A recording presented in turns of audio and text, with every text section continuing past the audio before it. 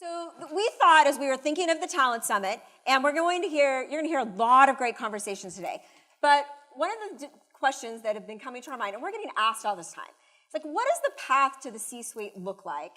And for women who are in directors' positions, or even earlier than that, like, how do you build a career that helps you drive that path? Because it's much more than just skills, right, or just a domain discipline. So just by way of introductions, well, Blake and I have known each other for a very long time. So Blake runs maybe the largest venture fund in the state, right? He runs the largest venture fund in the state. And over the last 20 or so years, they've built an amazing fund here in the state of Utah, which our community needs in order to fund all of our companies and to drive growth. It's a huge part of the factor that allows our startups to go. So Blake has filled thousands of executive level positions. And he thinks all of the time about what are those talents that you need to move into the C-suite. And now I think you're talking more about like how do we get diverse executive levels, because it's so important. So I think you've got this breadth of experience that we can all really benefit from in understanding if my desire is to continue that upward momentum of my career, what do I need to be thinking about? And how do you think about it as someone who gives recommendations and makes placements? Yeah, so it's an interesting, when Sid and I chatted about this, so there's the aspect of what's the discipline. And, inherent, if I look across the C-suite, there's a certain kind of function that seems to fall to women more often than not. And maybe they're more creative. It seems to be a marketing role. Now, if I look at that and say, okay, how do I get more diversity into engineering and product management and sales across those boards? So there's that skill set. But then there's the soft, what I'll call the soft skills. When I go to networking events, it doesn't matter if it's in Silicon Valley or New York or here, and I look out, it's 90% men. And so when you think about how do I get into the C-suite, it's about fostering those relationships with CEOs or venture guys or people who are networking and looking for how do we know who you are. And so think about how you can put yourself out there a bit more in terms of networking or engaging with or speaking with. We talk about finding your voice. How do you find your voice? And sometimes that's coming out of your comfort zone. And those are the sorts of things as you start to look for an upward trajectory into the C-suite, it's partially is just networking. Can I trust this person that I'm sitting next to hand over a big piece of my business? And part of that is I've grown a personal relationship with them. So think about that along with super talented, really smart. There's lots of people that look like that. So how do you foster that relationship? So I'm telling you, I'm like mid-career, right? And I'm like, okay, this is the career path that I want to go on. So you don't hire people just because of domain proficiency. Right. Like, what do you look for when someone comes in and you're looking to say, I think I can put these guys in my candidate pool? Yeah. So so there's an aspect of the domain knowledge. Then there's an aspect of what type of somebody that understands consumer versus enterprise versus SaaS versus small business, all of those sorts of things. But then it's like, what are the intangibles that they have? And part of that is, look, we all hate the dude who's a jerk that sits at the end of the table that never shuts up. I'm sure you've met that. I've met a ton of those guys. I'm not looking to hire those guys. They're just going to be disruptive in the whole equation. What I'm looking for is how can that person both be additive to the entire conversation? And that's, the additive aspect of it is, can they on one hand be a team player? Can they on the other hand lead out? And I'm a terrible athlete, but I like to use sports analogies, so bear with me for just a minute. Can somebody play first base, pitch, shortstop, and hit for distance as a designated hitter? That's the kind of person we're looking for. They all have the skills to play baseball. They all have the skills to be a tech executive, but can they do those other things? So are you fostering those types of skill sets? Can you talk to the salesperson, the engineering person, the product person in a way where you're credible? So can I ask you a question? How do you evaluate that? How do you decide if that's true? Yeah, you're wrong sometimes. Part of it is coming back to this trust and networking aspect. Like, for example, I use Sid. I've known Sid. We both worked at, was it WordPerfect or Just Novell? Just Novell. Let's not date us too bad. I'm a lot older than Sid. I try to drag her down to my level once in a while. Look, I know what Sid's skills are, but I could have told you, after meeting Sid a couple of different times, that you start to recognize it's pattern recognition, and that's coming back to this, you got to kind of put yourself out there and network. I spoke at an event at Silicon Slopes the other day, 2 women sitting in the audience. And it may have been just a boring topic, and because I was speaking, they didn't show up, so I'll go with that. But why? Was it no time, you didn't hear about it? That's how you start to foster that after answering the question, because you're not going to answer it in one interview. You're not going to answer it on your LinkedIn profile. You're going to answer it through multiple interactions. Yeah, you're just reminding me that we often talk about this, that almost all senior positions are found through networks, right? It's very rare that someone doesn't know someone who connects you. So this idea of how do you network, right, is really important. So when you think about networking, because some of it's showing up at events, but I'm not sure I meet you if I just show up at the event, right? So how do I think about networking in the context of using my time most efficiently and making connections that are meaningful? Like, think about people that you meet, because there's probably people you meet all the time that don't make memorable connections, or that you don't really put in your network. Like, how do you view that networking that creates the most value? Yeah. So first of all, start with, I think resumes are a thing of the past. What does your online profile look like? What does LinkedIn look like? So start there. And then look, if you're not, let's say you want to meet a venture guy because you want to work for a startup. Well, there's not a lot of us here in town. We all know each other. So look on LinkedIn and see who we're connected with. Let's say you know Sid real well. Sid's connected with me. Utilize Sid as an introduction and then come visit with me. That's the best way to try and network in, is come in through a warm connection. It's just like when companies come and try to raise money from us. If they're coming in cold, we're going to turn them down. So start with, how do you know the individual or that CEO? Or let's say you want to work for, I love my brethren at Domo and Pluralsight and Qualtrics. Those are great big companies and those are wonderful organizations. But think about that next generation of companies here in town that may be in that $5 to $15 million range of revenue.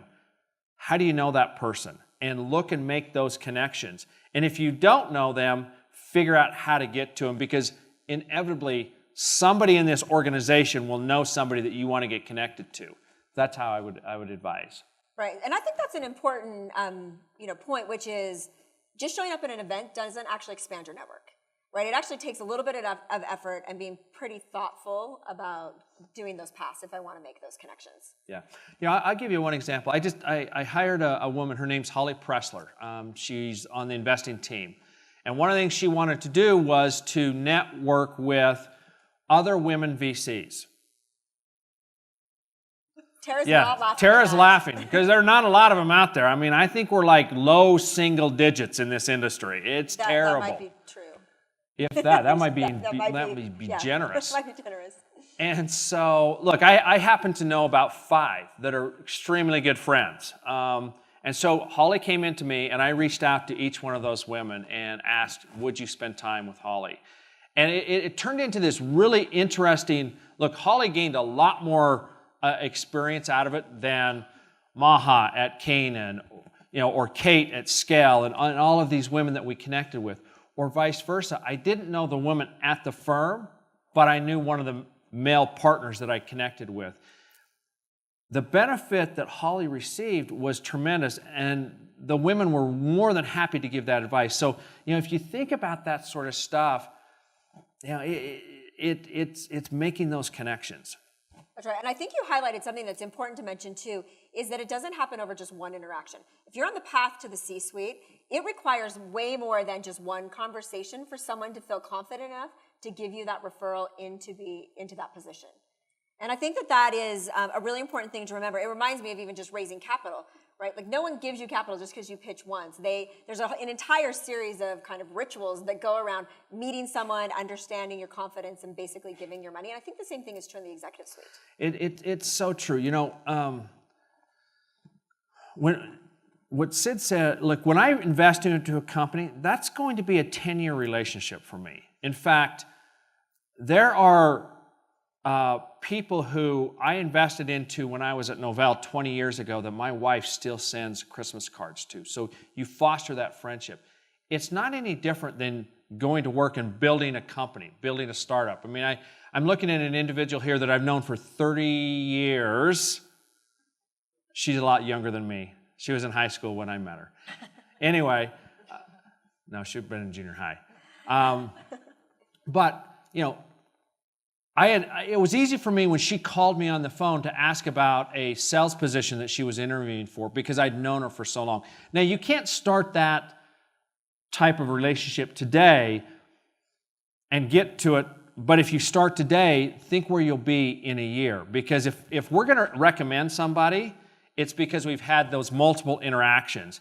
And the other thing I'd say is think about what you can do for that person, not what you're going to get in return.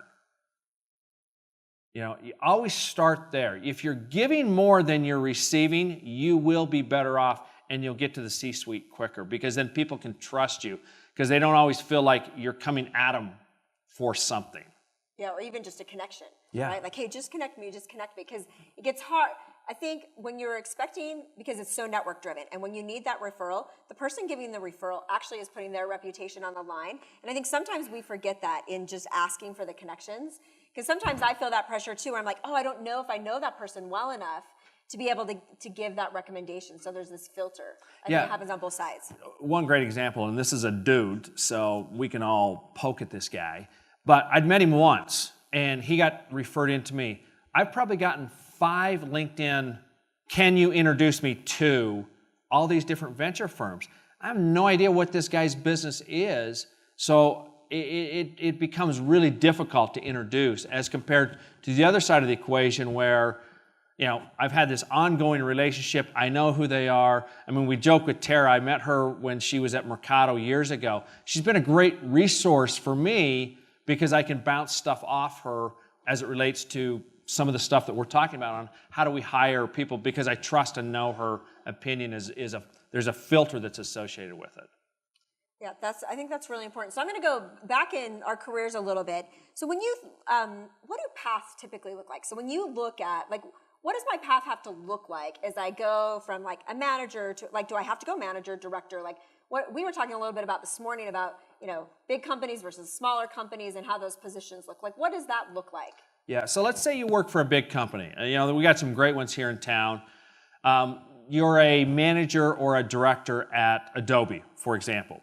Great skills that you've learned, go-to-market strategies, all the different kind of tactical stuff.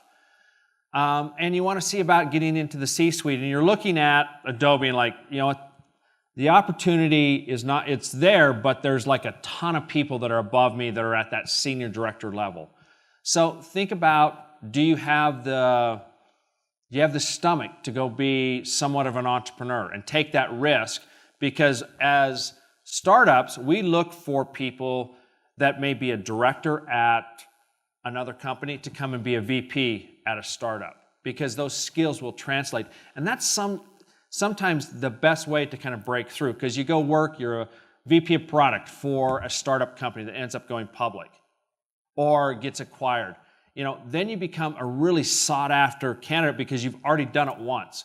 So there's that repeat notion. So if you're at a startup, you know, be willing to raise your hand for product management roles or for, you know, go work in sales.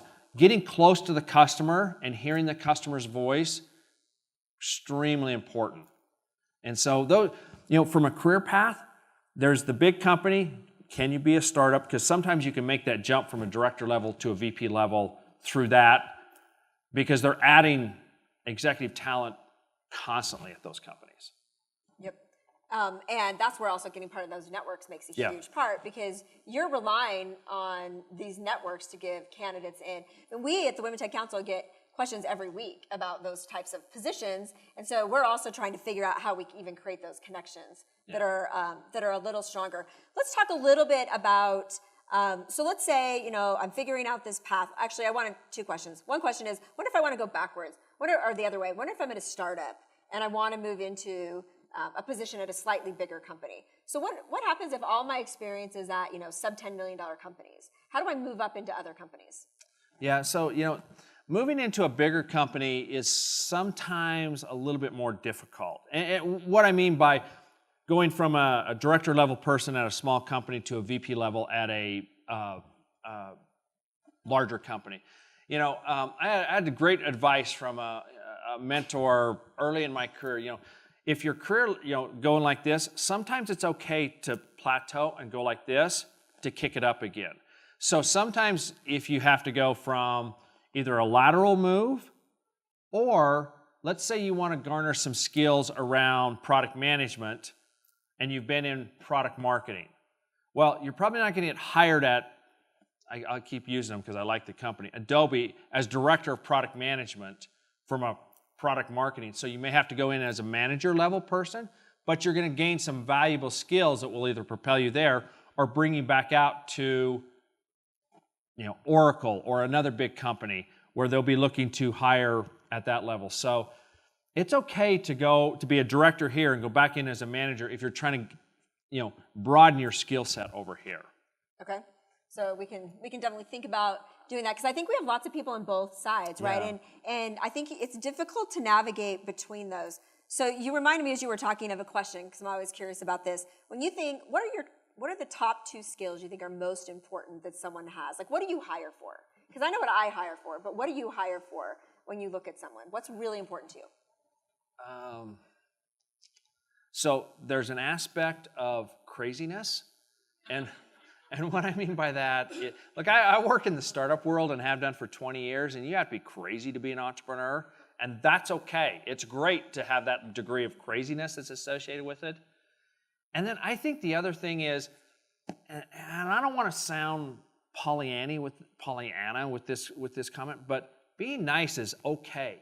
You can be nice and be an executive. You don't have to be that jerk that sits at the end of the table. And so when we look at it, is there a degree of craziness, a degree of maturity, a degree of, you're going to have the knowledge by the time you get there. How do you work within a team? And those are harder things to kind of put place a value on. But I can call Sid on the phone and say, tell me about this person. And if Sid's report is this, this, and this, okay, that crosses off a lot of the, I don't know that person very well. So those are some of the things that we look for. You don't have to be a jerk to be an executive in this industry. Yeah, exactly, which is really great, right? You don't have to be a jerk to be a VC either, although most of us are. That's not true. That's not true. You just have to pitch a lot of them to actually get your company funded. That's the other side of that along the way. So one of the things that I often say that I value very most in the hiring process, I'm curious how you think about this, is I call it creative problem solving. But the ability to have this on-demand problem solving skill, because I think that there's a crisis every day in any job that you have. Your job is basically to solve big problems. Is that something that you think about that's important? And if so, do you have a way that you identify if someone has that skill? Yeah, she is spot on.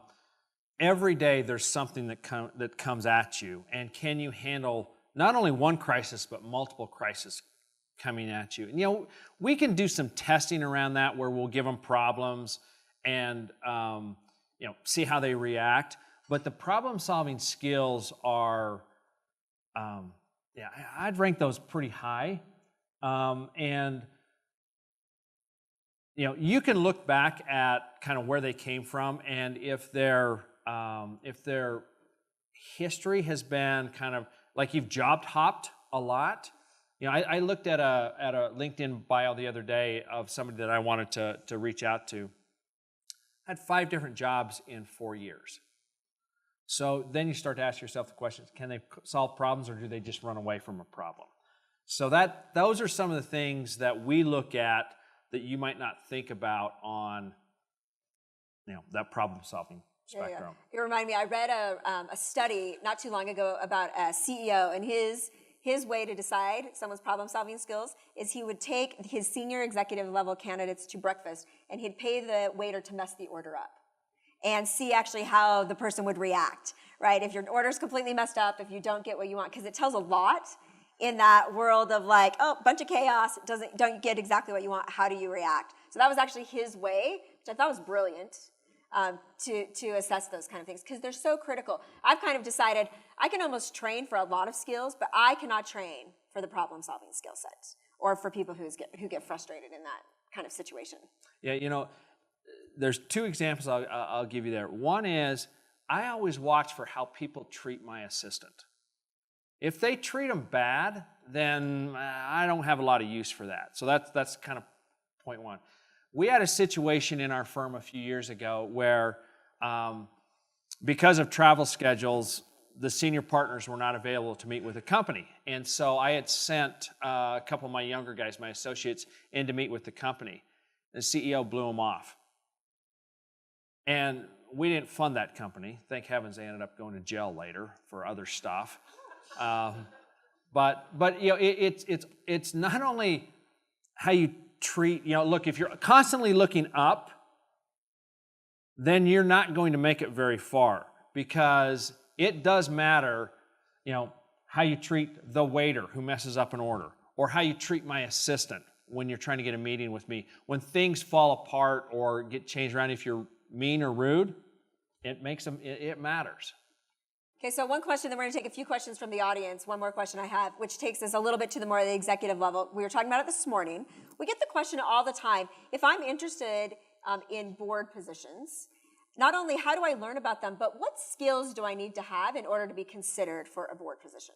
Yeah, so oftentimes with board positions, we're looking for a specific, we may want to add somebody to head the audit committee. So guess what? We're going to look for a CFO that has either public company experience or, revenue recognition. So there's that. Or we're looking for somebody who has lots of go-to-market experience. So there's, we start there. Then how do you hear about them? Please tell me how we can be better at it, because we had this conversation this morning. I have a couple of board positions that I would love to have women introduced into the conversation, but I don't know where to go. I was joking with somebody that I just send people LinkedIn invites, which is terrible, because when people who I don't know send me LinkedIn invites, I turn them down. Let's go back to our networking conversation. Exactly. So I think this organization, and one of the reasons why we're so excited about what the Women Tech Council, notice I left out the word in, is the fact that more people, we can meet more of you who have an interest in that, because we have an interest in making those sorts of connections. So I think this organization will help answer some of those questions. But sometimes it's something as simple as, are you a CFO? That's what I need. Or go to market, or engineering. Yeah. And some of it, I think, is also being willing to declare that you're interested in that. Yes. Right. I think that's also true in the executive level, right? That you have to be willing to say, like, I'm looking for that director level position. I'm looking for that C-level position. I want to be the VP of marketing. I want to be the VP of product. Because I think if you don't declare it, no one knows. Yeah. Right? Everyone's guessing the career path that you want. And so I think on a path, when I think about the path to the C-suite, like, you have to be willing to openly declare, like, this is what I'm going after. Yeah. And this is what I want. Like, when we're looking for board members, I'll tell you what I do. I go out to the bigger companies here in Utah. I look at their executive team, and I try to look at the skill sets that's associated with the females, because I want to have some diversity, and that's how I do my research. So I'm hoping that they have an interest on their side. If there's a way where we could get connected, i.e. Women Tech Council, and answering the question of, I'm interested in that. That's all we need to know. It's okay to raise your hand and say, I'd like to do that. And, I have 3 daughters, and sometimes I have to encourage them, it's okay to brag about yourself once in a while by raising your hand. That's fine. Don't be bashful about doing that.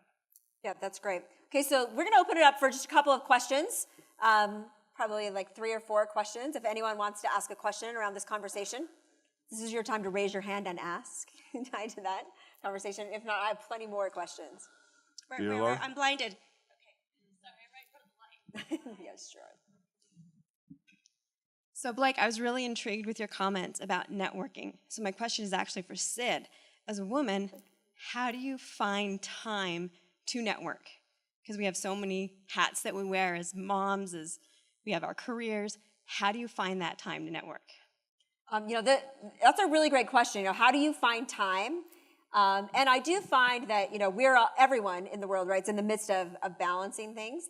I always decide at any given time or stage in my career, one thing that's important to me that I'm going to spend my time on. So before we started the Women Tech Council and I was CMO, I decided that I wanted to meet all of the other CMOs in the state. And at the time, there was no network to do that. So a friend of mine, we created a marketing executive forum. And we grew it to about 100 different CMOs around the state.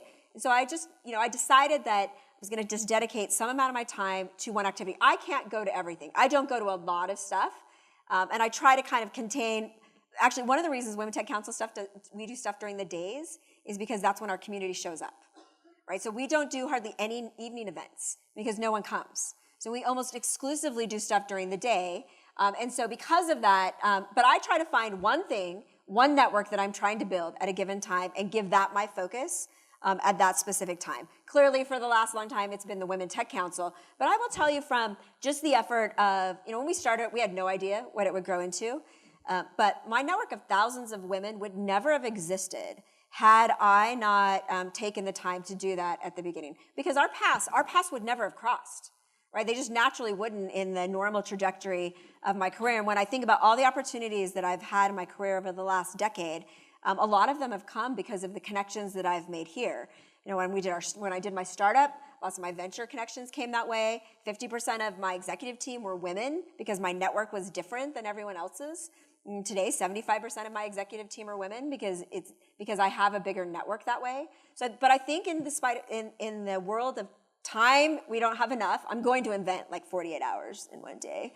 But I think you have to find one thing that you're willing to spend your time on, and you have to sacrifice to do that. And if you'll do just one thing in a network that you care about, you'll meet enough people, and it will continue to grow. And you just have to decide what that one thing is.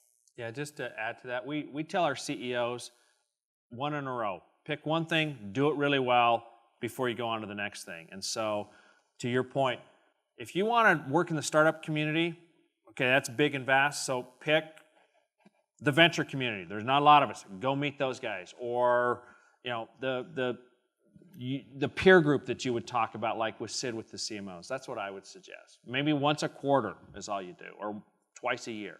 That's right. But you definitely have to put yourself out there. You have to show up somewhere to meet a group of people you wouldn't naturally. And what you just said, you actually have to be willing to raise your hand and meet the people. That's the other hardest part, right? As you walk into a room, you might not know anyone. How are you going to go meet 10 more people to build a relationship? That's the next thing you have to be willing to do, is just jump out of your comfort zone and go for it.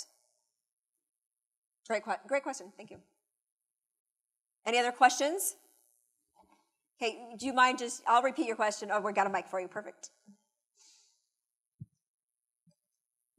So I'm not really a shy person. I introduce myself to people a lot.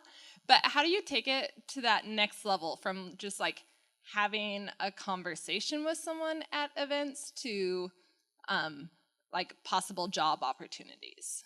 Great question. Yeah, so I would say, how can you add value to them? So start there. So you meet somebody, you meet somebody from Pelion, and you may say, gosh, I want to work for, or you're in your head, you want to work for this company in their portfolio. Well, follow up with an email with some thoughts about 2 or 3 of their companies in their portfolio. How can you add value to them so that you become top of mind? And then they're thinking, also connect with them on LinkedIn. And then you have to do more than just make that connection. You have to figure out a way to stay connected. And part of that is, adding value or Because in turn, they're going to turn around and go, gosh, I have a VP of product job. I was just talking to this person. Great, let's get them in there and have them interview, because you'd been having an ongoing dialogue that's of value to me or to Sid or to anybody else. So that's what I would say. Yeah, it's totally reminded me of kind of my marketing framework in that. So you know those websites where you hit them and they immediately give you the pop-up to give your email address, and you abandon site. You basically never give them your email address. Networking is a little bit like that. The only way you give someone your email address is in a value exchange, right? The only way you build a relationship is in a value exchange. And the other thing that's really bad, which is true in networking, is people are really bad at doing the work and thinking about how to help you, right? So, and the same thing is true in marketing, right? People don't answer 15 questions because that's way too hard. So there's this friction that you have to reduce. You know what you're good at, and you know what skills that you're trying to develop and launch. And so somehow you have to turn that around and be willing to do the work, which is what you're suggesting, and map for them, like, hey, these are the types of things I'm trying to figure out. What do you recommend? What places do who do you recommend that I meet? There's a big saying in the venture world, right? The best way to get money is to ask for advice. Yeah. Right? Yeah. Right. That's how it maps in, right? The same thing is true in building your career, right?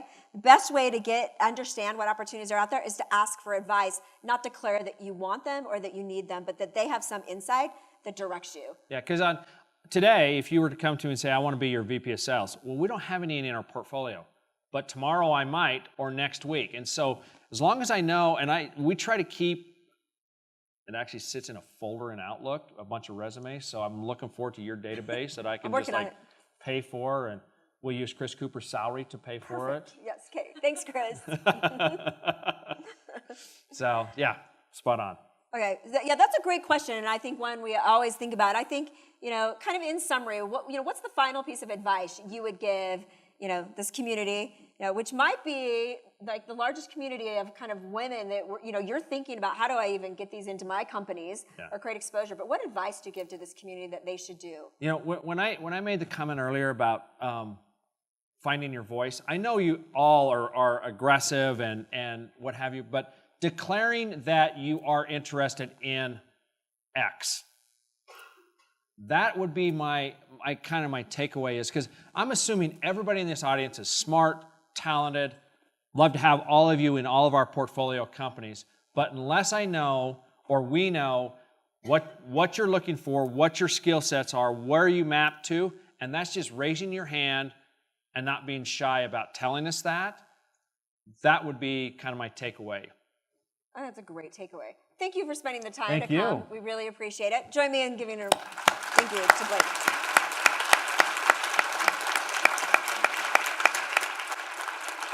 Okay, Sarah informs me we're going to take a 10-minute break, then we're going to come back. We're going to move into our next 4 keynote presentations and then the pitch competition.